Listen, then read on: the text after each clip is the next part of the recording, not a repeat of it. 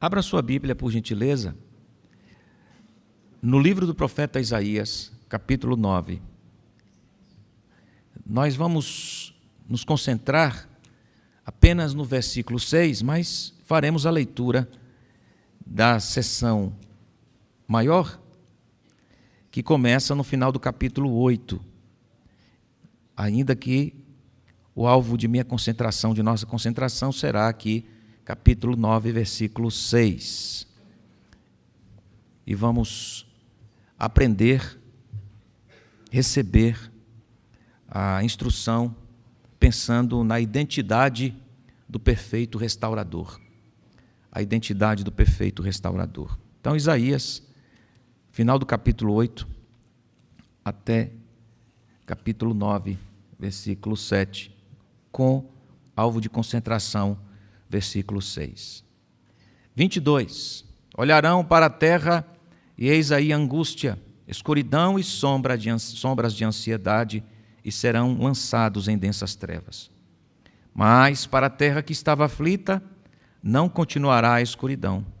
Deus, nos primeiros tempos, tornou desprezível a terra de Zebulon e a terra de Naftali, mas nos últimos tempos tornará glorioso o caminho do mar, além do Jordão, Galileia dos gentios.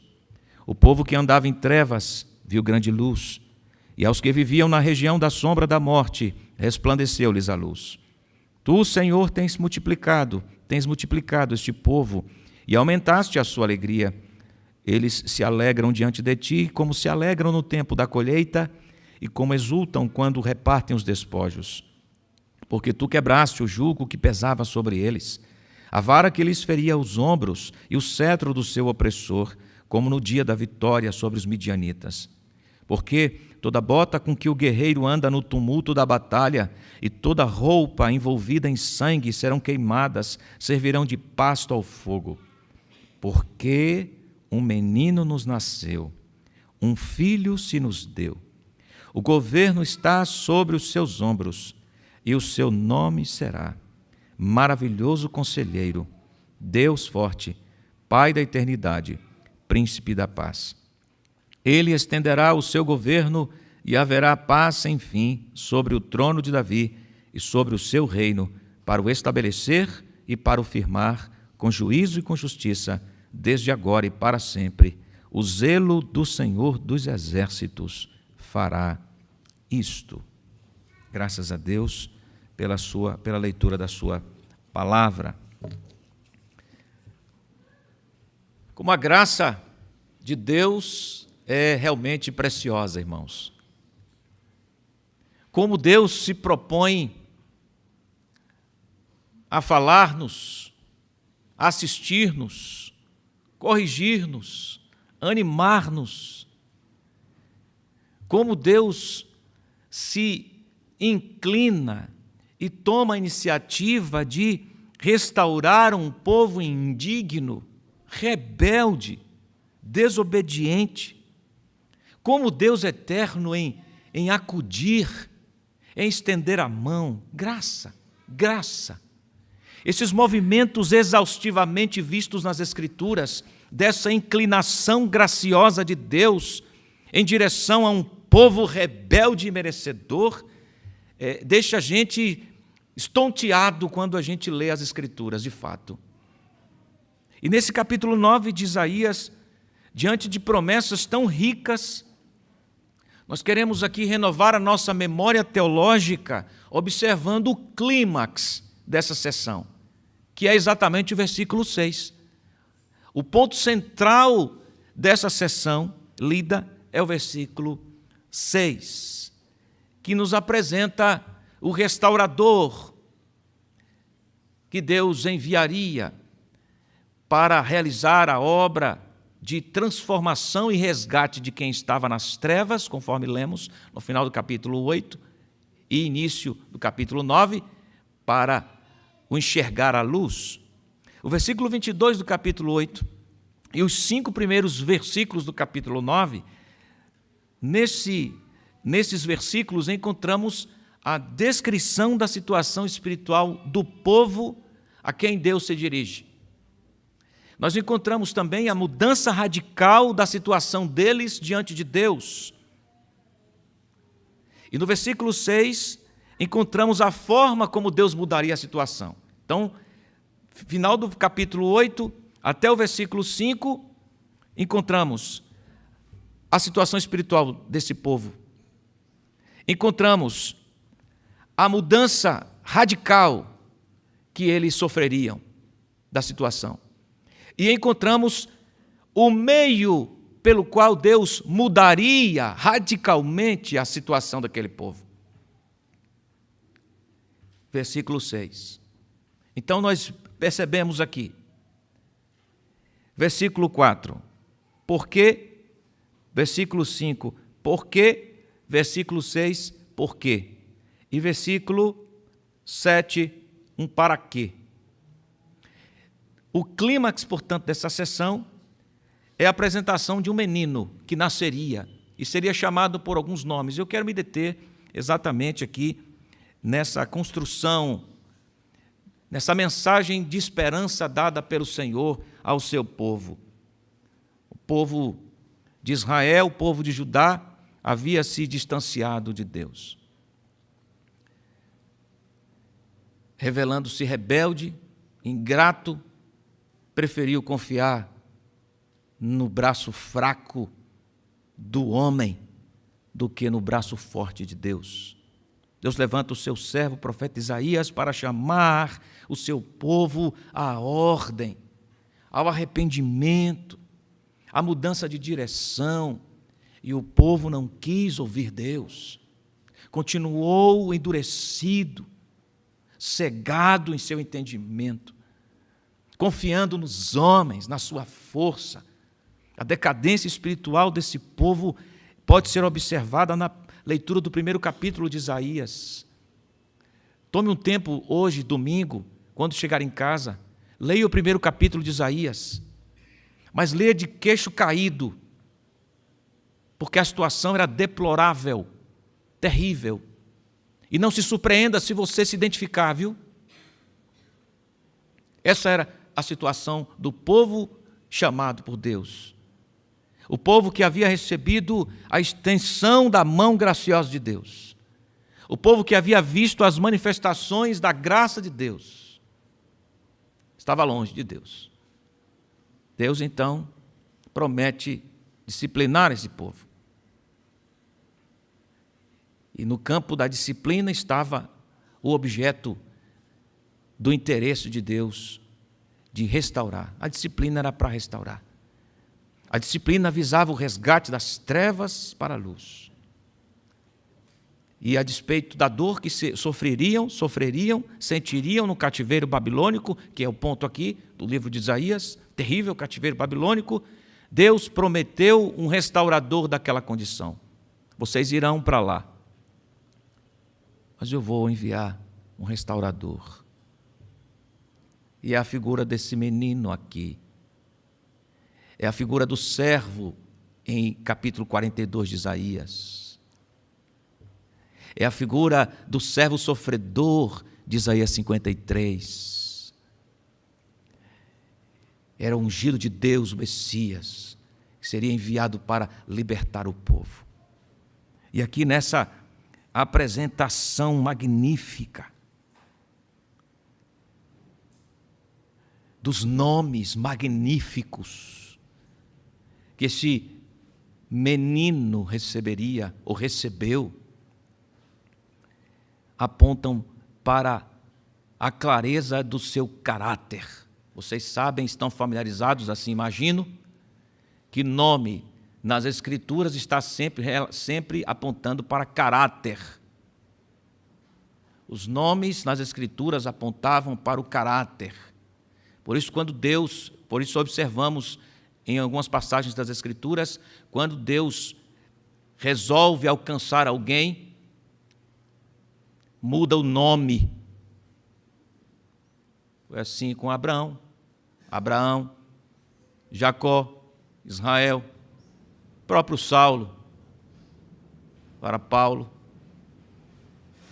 Porque nome no pensamento hebraico está relacionado, bíblico, está relacionado ao caráter. Agora veja que coisa interessantíssima, coisa preciosa aqui. No verso 6, fazendo referência à promessa do restaurador, nome aparece no singular. Porque o menino nos nasceu, um filho se nos deu, o governo está sobre os seus ombros e o seu nome será. E aí a gente encontra vários nomes. Não é? Seu nome vai ser Maravilhoso Conselheiro, Deus Forte, Pai da Eternidade, Príncipe da Paz. Está no singular, muito provavelmente, ainda que vários nomes sejam vistos em seguida aqui, várias expressões nominais, mas está no singular para enfatizar que esses nominativos, esses nomes que seguem, apontam para o mesmo caráter em uma pluralidade majestosa de autoridade e poder. O porquê da mudança radical, e só para refrescar a sua memória, o povo que andava em trevas viu grande luz. 22, olharão para a terra e eis aí angústia, escuridão, sombras de ansiedade, serão lançados em densas trevas. A ideia de um imenso abismo obscuro, densas trevas. Não é possível enxergar absolutamente nada.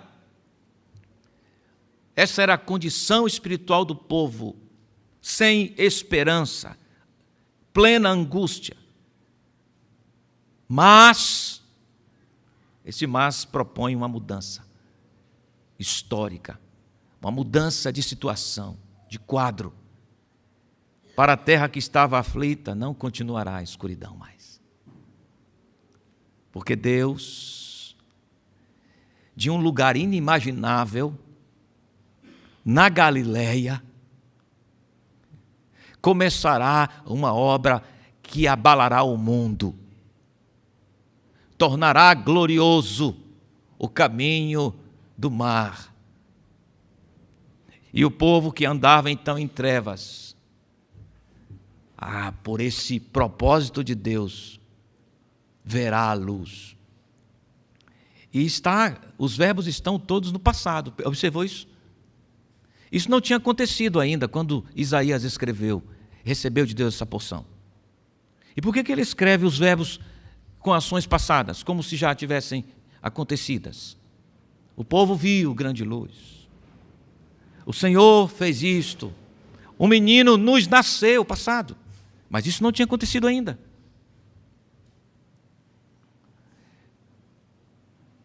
Aqui é o que a gramática hebraica chama de ações correspondentes ao perfeito profético. Quando Deus apresenta sua promessa, ela é infalível, ela se cumpre. Então é dito como se já tivesse sido realizada, porque é certo que acontecerá. Essa ideia permeia muito o livro de Isaías. Ações futuras, ditas como já passadas. Porque quando Deus diz, irmão, irmã, não tem erro. É exatamente do modo como Ele disse. Então, para enfatizar esse caráter da veracidade, é dito como se já tivesse acontecido. Então, os nomes seguidos aqui, essas expressões seguidas para o nome, é para enfatizar esse caráter majestoso de pluralidade em poder e capacidade, autoridade. A mudança, então, está relacionada ao nascimento de um menino. A expressão nos nasceu, nos deu. sinalizam que o povo foi alvo da iniciativa de Deus. O povo foi passivo nisso. Recebeu de Deus isto. Não foi iniciativa do povo. Um filho se nos deu, nos foi dado, nós somos passivos nisso. Porque o ativo é Deus, é a sua graça benfazeja, é a sua misericórdia que estende a mão e concede a indignos e merecedores.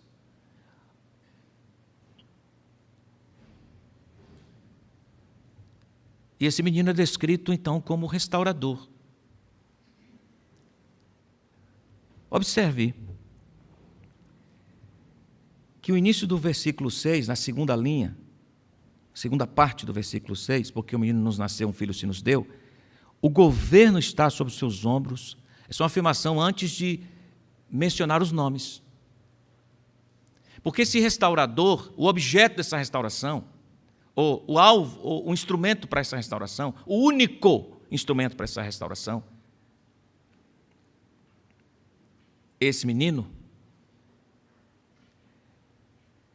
tem todas as credenciais dadas por Deus para realizar esta obra e concluí-la com sucesso, de resgatar quem está nas trevas, trazendo para a luz. Não há margem de erro aqui. Não é possível errar aqui. Por quê?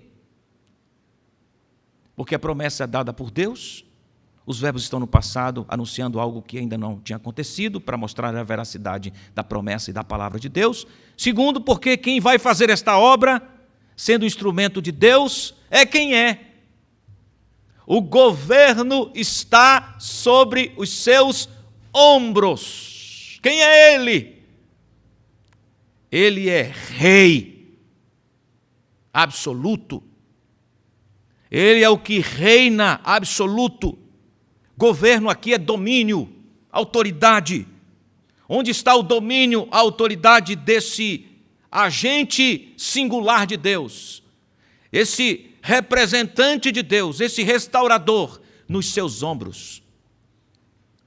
Está sobre ele o governo impoluto, o domínio, a autoridade sobre todos e sobre tudo. Que leitura magnífica, inspirada mesmo, do apóstolo Paulo ao descrevê-lo. Não mais como um menino, Colossenses capítulo 1, como agora glorificado, ao dizer sobre ele. Ele é a imagem do Deus invisível, primogênito de toda a criação, porque por meio dele todas as coisas foram criadas, nos céus e na terra.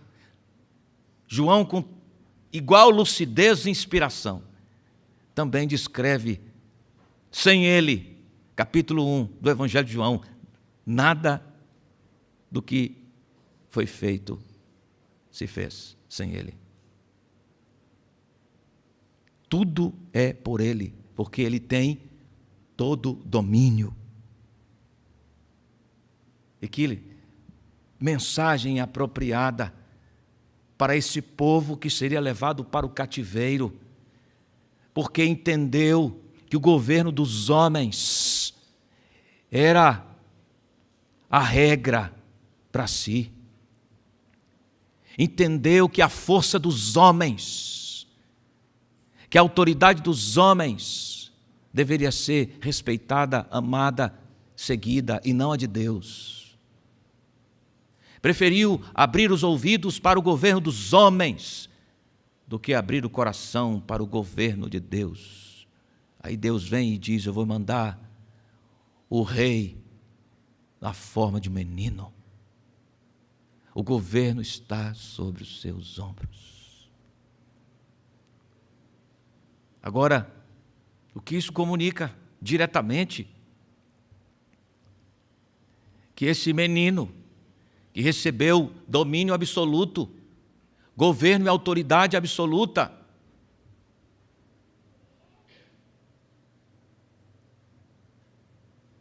era só um agente humano, como Isaías, Jeremias, contemporâneo de Isaías, como Israel, que foi levantado como agente de Deus para alcançar as nações e falhou. Não, esse menino não. Não era como Isaías. Não seria como Isaías. Não seria como o povo de Israel, que fracassou no seu programa, na sua missão. Não seria como os demais profetas, que tiveram seus momentos titubeantes na execução do trabalho. Acabamos de ler há pouco lemos na posse aqui o texto de Jeremias, quando Deus o chama, a primeira excusa dele foi dizer: eu não sei falar. Esse agente aqui, esse menino, era diferente. Porque antes de dizer, de Deus declarar o nome dele, Deus diz onde ele estava. O governo está sobre os seus ombros. Isso vem antes dos nomes.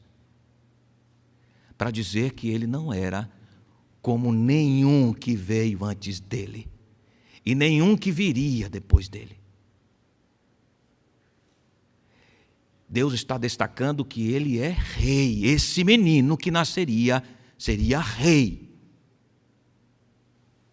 Supremo. Davi não chegava aos pés dele. Nenhum rei chegava aos pés dele. O governo, o domínio absoluto estavam sobre seus ombros. Então Deus está dizendo que enviaria o restaurador e este tem o governo nos seus ombros. Está tomado por realeza. Ora, o que Deus quer dizer com isso? O que Deus quer dizer com isso? Porque rei só tem um. Só tem um rei que está sentado no alto e sublime trono, Isaías capítulo 6. Quando Isaías o viu, na visão, caiu por terra, porque os seres magníficos que estavam diante desse rei absoluto não podiam sequer olhar para ele, as asas cobriam os olhos e cobriam os pés. Esses seres magníficos que estavam na presença desse glorioso rei, quando falavam, tremiam o lugar, mas eles não podiam sequer olhar para quem estava no trono. E a descrição da visão é: no ano da morte do rei Uzias, eu vi o Senhor assentado no alto e sublime trono. O rei. Deus é o único rei. Então o que ele está dizendo aqui? Que enviaria um, que o domínio e o governo estava sobre seus ombros, estaria sobre seus ombros? É, porque este que ele enviaria é Deus. É Deus. É o caráter divino que está sendo enunciado aqui, anunciado aqui, declarado aqui, enfatizado aqui.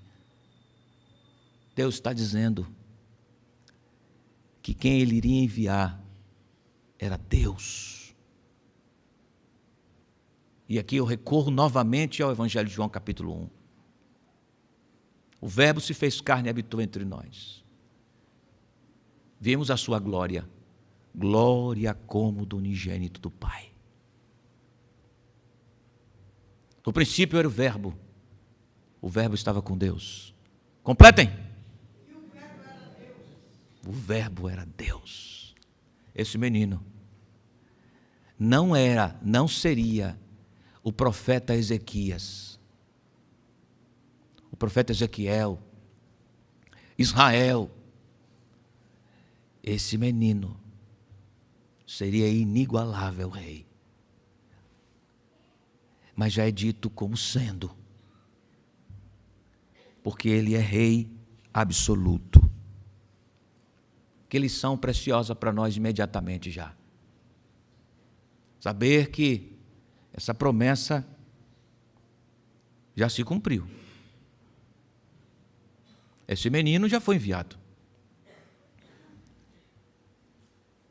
E ainda que, figuradamente, ilustrativamente, na época do povo de Israel, um menino tenha nascido, para ilustrar essa promessa que Deus estava fazendo, que se cumpriria lá na frente, e que não estava restrita à restauração geográfica do povo de Israel, que voltaria para Jerusalém depois de 70 anos. Parte dessa restauração dizia respeito à volta para casa. Sim, mas não é tudo. O ápice não era a volta para casa terrestre. O ápice era apontar para a restauração espiritual que seria realizada pela encarnação do Verbo. Ele é rei. Nós podemos confiar a nossa vida a este rei. Suas preocupações, suas angústias, seus temores quedam aí, diante do trono desse rei. Você pode ter segurança nisso. Ele é rei absoluto e não se surpreende com absolutamente nada. Nenhuma curva da vida, nenhuma encruzilhada da vida. Nada o surpreende. Então, que confortador é saber que eu me encontro nos braços do Rei absoluto. Glória ao Senhor. Mas o texto segue, e aí sim entramos nos nomes. O seu nome será Maravilhoso Conselheiro. Quem é este restaurador? É o perfeito profeta de Deus. Aquele que possui a direção, a palavra que vem de Deus e entrega aos homens. Maravilhoso conselheiro, ele possui os conselhos de Deus e transmite os conselhos de Deus. No texto de versículo 9 do capítulo 11 desse mesmo livro de Isaías, falando sobre este mesmo personagem, esta mesma digníssima e inigualável pessoa, o Senhor diz: repousará sobre ele o Espírito do Senhor, o Espírito de sabedoria e entendimento, o Espírito de conselho e de fortaleza, o Espírito de conhecimento e temor do Senhor.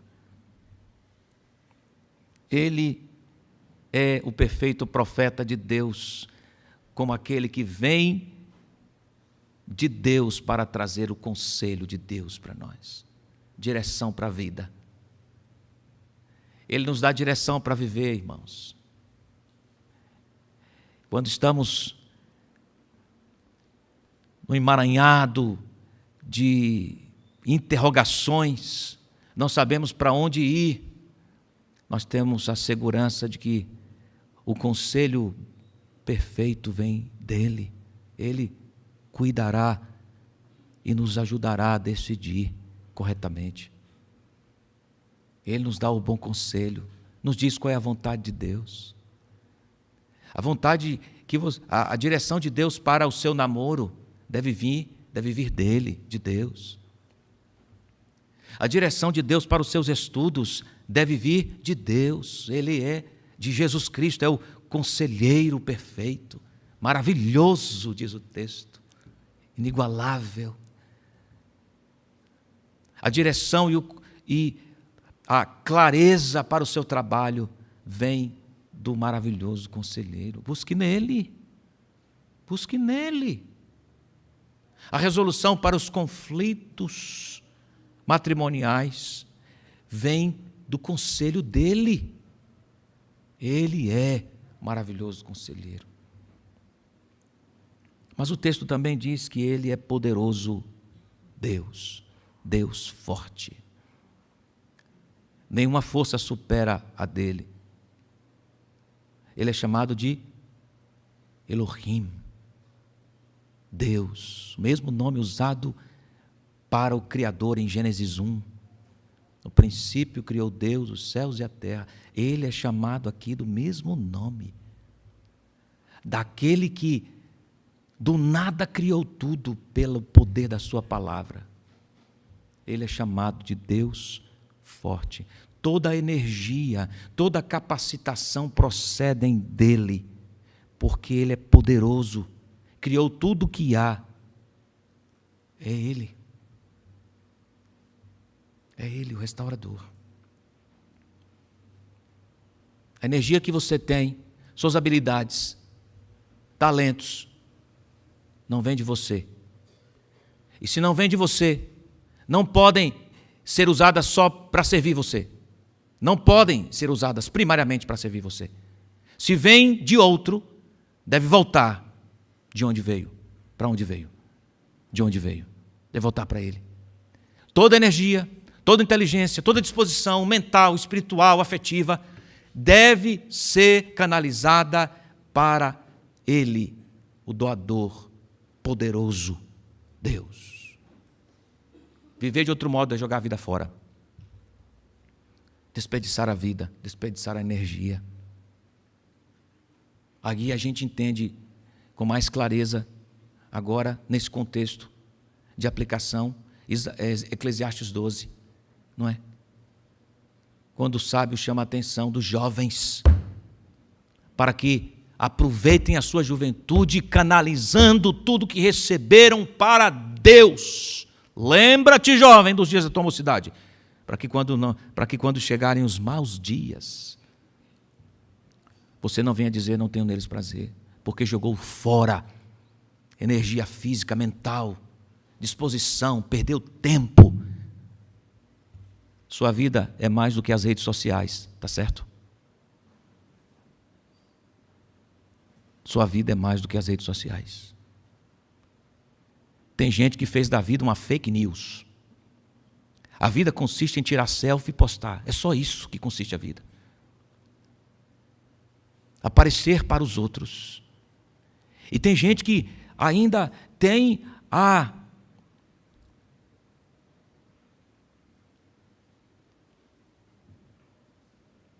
como é que eu posso dizer isso?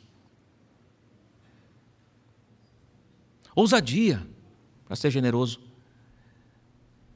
de criar um fundo falso,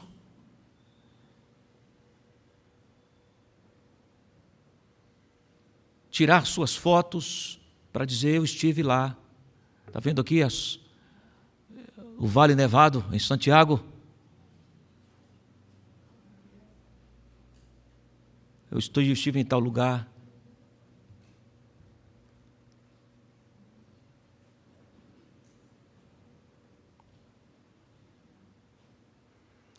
Não faça da sua vida uma fake news. Não jogue fora o seu tempo. Não faça isso não. Use tudo que Ele te deu para Ele, o Deus forte. Você quer usar as redes sociais? Use para falar dele para as pessoas. A promoção é a dele, não é a sua. Ele, não você. Convém que ele cresça, que eu diminua. Se a gente vasculhar algumas redes sociais aqui de alguns irmãos da igreja, a gente vai ver tudo de si, da pessoa, nada de Jesus. Foi numa loja, comprou a bolsa cara, tirou uma foto para mostrar a marca da bolsa, né? Tudo é sobre si. Nada sobre Jesus. Aqui o texto diz que Jesus é o Messias, seria chamado Deus forte, porque dele procede toda energia e capacitação, e nós devemos conduzir essa energia e capacitação que Ele nos deu para Ele, em glória e louvor ao seu nome. Também o texto diz que Ele é o eterno cuidador, Pai da eternidade. Pai da eternidade. Ele não é somente eterno. Aí, de novo, eu tenho que recorrer a João. Ou a Colossenses, Paulo. Ele é antes de todas as coisas. Ele é o princípio de tudo. Ele não é somente assim eterno, que não se limita ao tempo, que não somente trouxe o tempo à existência, mas Ele, sendo eterno, olha que coisa impressionante. Porque o conceito de eternidade foge da nossa capacidade de entendimento mesmo, não é? A gente não consegue mensurar isso. O que é algo eterno? Difícil dizer até o que é. Algo que não passa, a gente está sempre no campo do tempo, não é? Mas é algo tão grandioso, que algumas expressões são usadas bíblicas, são usadas para mostrar esta grandiosidade.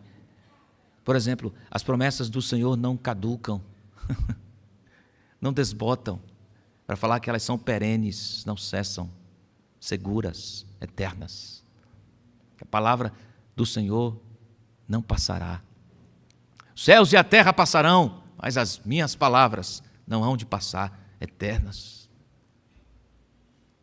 Ele é assim, eterno. Agora, olha só, Ele é Pai eterno. Quem cuida. Pai sugere isto aqui, pensando em Deus. Pai sugere cuidador, protetor, quem ama.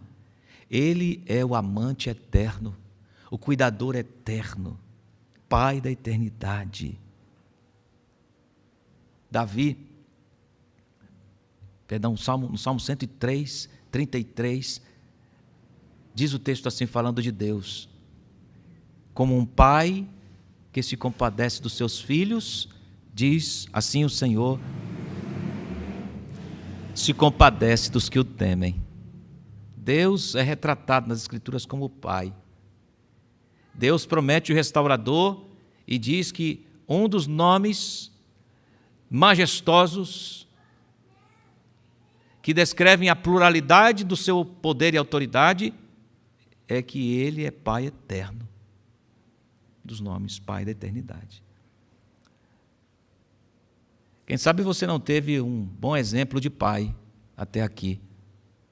Quem sabe o seu pai não foi amoroso, cuidadoso, não protegeu sua mãe, vocês, em casa, e você cresceu cheio de traumas. É possível, sim, que eu esteja falando para a gente, vive traumatizada porque teve um pai duro, grosseiro, não amoroso, implacável.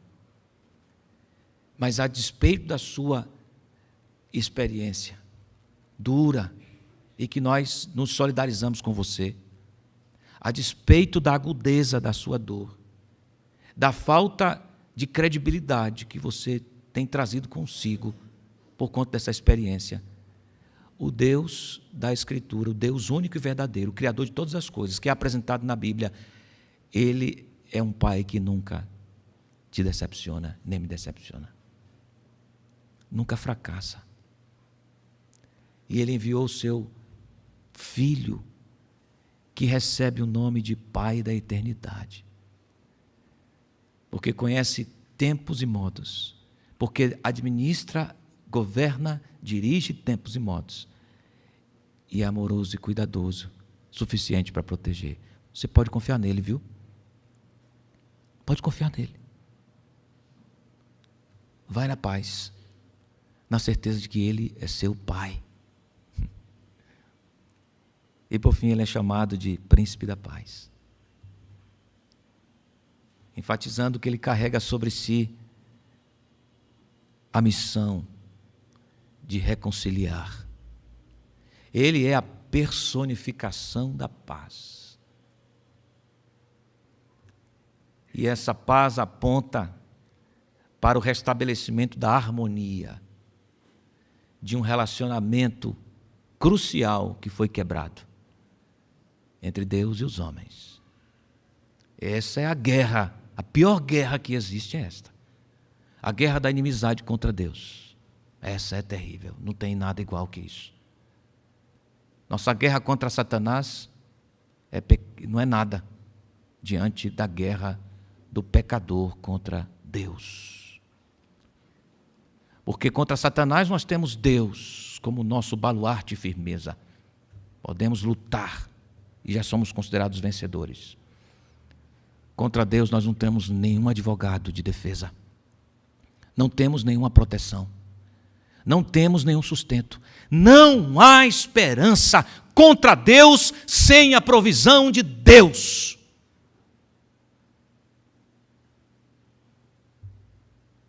E Deus envia a sua provisão e diz: ele será chamado príncipe da paz. O único capaz de restabelecer o relacionamento quebrado.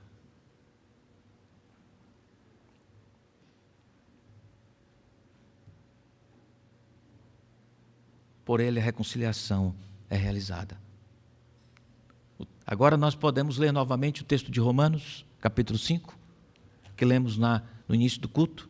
Por favor, abra a sua Bíblia lá. Nós podemos ler novamente. Talvez você tenha lido comigo, não tenha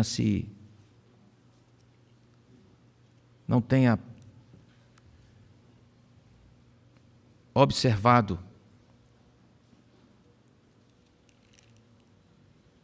as implicações do que você leu inicialmente comigo.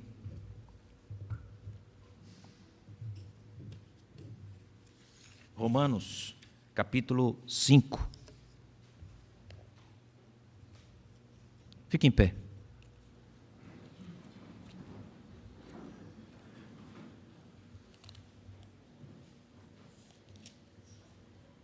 Versículos 1 e 2. Justificados, pois, mediante... Vamos ler assim? Vamos ler bem devagar.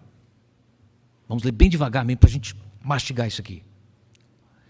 Justificados, pois, mediante a fé, temos paz com Deus, por meio do nosso Senhor Jesus Cristo, pelo qual, por ele, obtivemos também acesso, pela fé, a esta graça na qual estamos firmes e nos gloriamos na esperança da glória de Deus.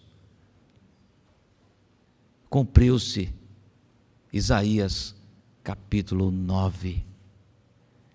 Ele foi enviado, tornou-se a nossa paz. Por meio dele, experimentamos a paz.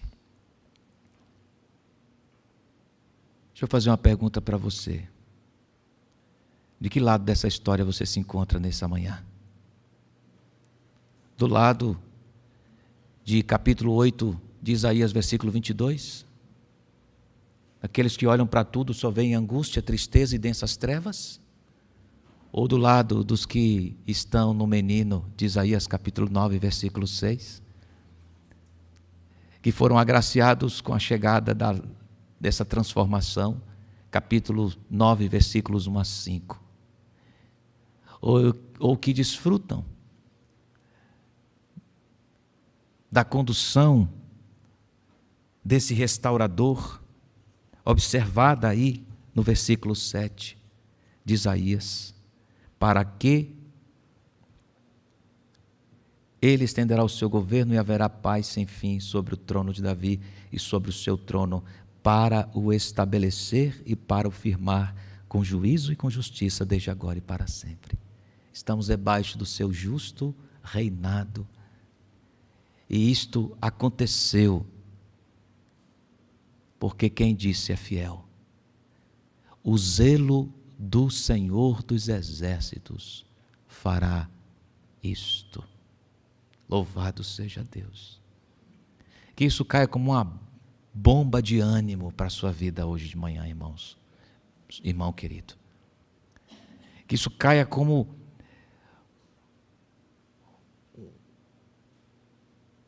fogo, faça arder o seu coração de paixão por Deus, pela sua vontade, pelos seus planos. Que a sua vida seja inundada pela realidade da palavra de Deus, em nome de Jesus.